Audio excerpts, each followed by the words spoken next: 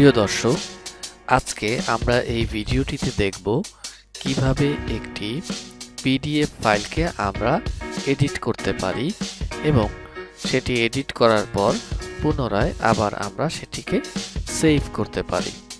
স্ক্রিনে আমরা এখন দেখতে পাচ্ছি একটি পিডিএফ ফাইল। ধরুন এটি একটি কোটেশন আপনি একটি কোম্পানির নিকট প্রেরণ করতে চাচ্ছেন, কিন্তু ভুলবশত সেই কোম্পানির নামটি দেয়া হয়নি এই কোটেশন, অথবা ধরুন আপনার প্রতিষ্ঠানের কোনো একটি লোগো এই পিডিএফ ফাইলে দেয়া প্রয়োজন, কিন্তু আপনি এখন সেটি এডিট করতে চাচ্ছেন। তো কিভাবে এডিট করবেন এটাই আমরা এই ভিডিওটিতে আজকে দেখব। তো এটি করবার জন্য আপনাদেরকে প্রথমে যে কাজটি করতে হবে সেটার জন্য আপনাদেরকে sejda.com sejda.com এইখানে আসতে হবে। sejda.com এ চলে আসি, তাহলে আমরা এখানে আসতে পারবো এবং এখান থেকে আপনাকে আপলোড ফাইল এখানে ক্লিক করতে হবে।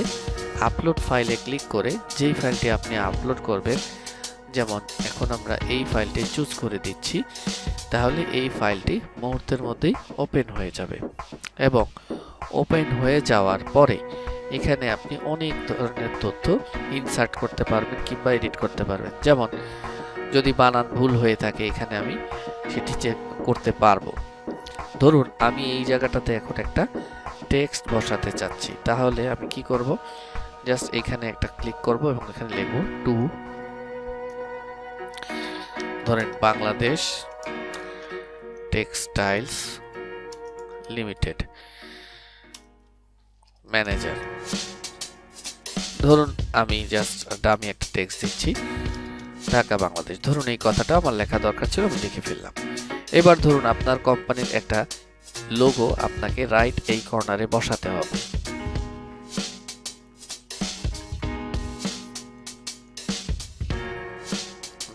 ধরেন এখানে আমি একটা লোগো ডাউনলোড করে নিলাম। তো এখন আমি কি করব, এখানে একটা ইমেজ নিয়ে আসবো, ডাউনলোড করে যেটা করলাম সেই ইমেজটি এসে ধরেন এখানে আমি বসায় দিলাম, তাহলে এইটা এখানে বসে গেল। আবার এখানে বলতেছে টাইপ ইওর টেক্সট, মানে এখানে যদি আপনি কোনো কিছু টাইপ করতে চান তাহলে এইখানে নিয়ে আসলেই সেটি আপনি টাইপ করতে পারবেন। তো ইমেজ ইনসার্টের কাজটা যখন হয়ে গেল, তো এখানে ধরেন এই অংশটুকু আপনার যদি কাজে না লাগে, জাস্ট এই ডিলিট অপশনে চাপ দিলে এটা ডিলিট হয়ে যাবে। তো এইভাবে করে আপনার কিন্তু এখন একটা ধরেন এই আপনার এডিটিং এর কাজ হয়ে গেছে, আপনি আর এডিটিং করতে চাচ্ছেন না, তো অ্যাপ্লাই দিয়ে দিলেই হবে। এবার আপনি ডাউনলোড দিয়ে দিবেন।